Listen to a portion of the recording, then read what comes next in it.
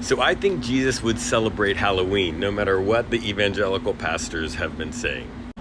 Hi, I'm Jeremy. I'm a deep skeptic, also a pastor. Let's just be clear that eating a lot of candy or dressing up like witches or goblins or any of that stuff has absolutely no effect on someone's spiritual health, no impact on them. They're not going to be possessed by something because they dress up in a Harry Potter costume. And I know the pastors all say, no, you should have a fall festival, not a Halloween party. But that's just absolutely ridiculous. And it doesn't come anywhere close to what you see Jesus participating with in the gospel. Jesus is constantly engaged in whatever the cultural things are happening in any area. And in fact, he specifically goes to areas that are thought of as pagan and evil and engages with those people and invites them into the depths of all the things that he's doing.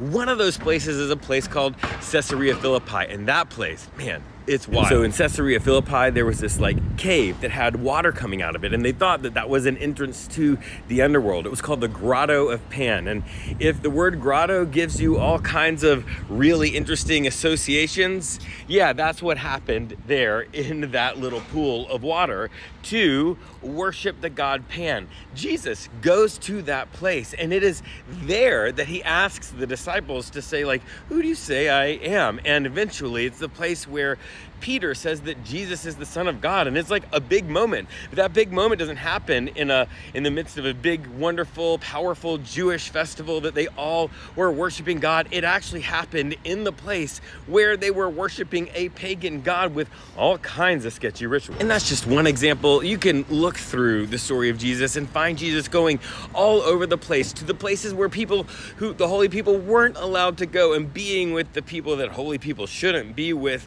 and celebrating with them, engaging in their feasts, because engaging with that doesn't affect your soul.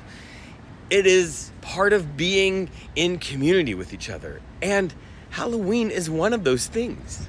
I don't know any other holiday that gathers people of a specific geography together across all the different lines like Halloween. And so I think if you look at the story of Jesus, he'd be all over Halloween. I don't know what he'd dress up like. I wonder if he'd dress up like the Messiah or an angel, or I don't know, maybe he would dress up like one of those crazy people from the Old Testament, the angels with all the eyes. I don't know. Or if it's me, I just want to imagine that Jesus would actually dress up like Harry Potter, but that's because I'm obsessed with Harry Potter. It doesn't really matter what Jesus would dress up as, and it doesn't really matter what you dress up as, because dressing up in a costume has no effect on your spirituality. So please, please, please be part of Halloween.